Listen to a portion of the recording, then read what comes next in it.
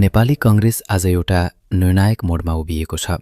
एकातिर दशकौंदेखि पार्टी सम्हाल्दै आएका शेरबहादुर देउवा, अर्कोतिर परिवर्तनको आवाज बोकेर अगाडि आएका गगन थापा। यो केवल दुई नेताबीचको प्रतिस्पर्धा होइन, यो कांग्रेसभित्रको पुरानो शक्ति संरचना र नयाँ राजनैतिक सोचबीचको ठोक्किने सङ्घर्ष हो। प्रश्न उठेको छ, कांग्रेस अब निरन्तरता चाहन्छ कि पुस्तान्तरण? शेरबहादुर देउवा कांग्रेसका सबैभन्दा अनुभवी र सत्ता राजनीतिमा मास्टर मानिन्छन्।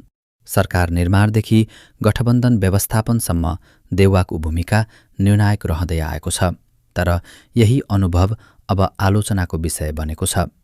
पार्टीभित्रैबाट परिवर्तन रोकिएको, युवा नेतृत्व दबाइएको र सत्ता केन्द्रित राजनीति गरेको आरोप देउवामाथि लाग्दै आएको छ।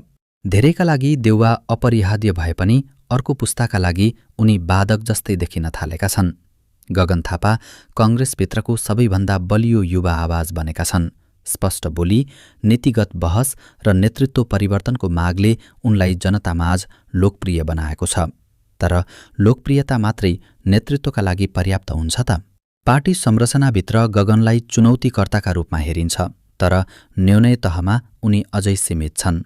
गगनको राजनीति आशाले भरिएको छ, तर त्यो आशा संगठन र सत्ता संरचना तोड्न सक्षम छ कि छैन, यही नै सबैभन्दा ठूलो प्रश्न हो।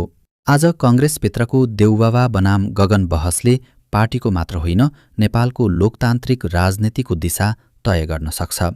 यदि देउवाले पुस्तान्तरणलाई स्वीकार गरे, कांग्रेस पुनर्जीवित हुन सक्छ। यदि गगनले संगठनभित्र शक्ति सन्तुलन बदल्न सके, नयाँ कांग्रेस जन्मिन सक्छ। तर यदि यो सङ्घर्ष व्यक्तिगत अहङ्कारमा सीमित रह्यो भने यसको फाइदा कांग्रेसले होइन, उसका प्रतिस्पर्धीहरूले लिनेछन्।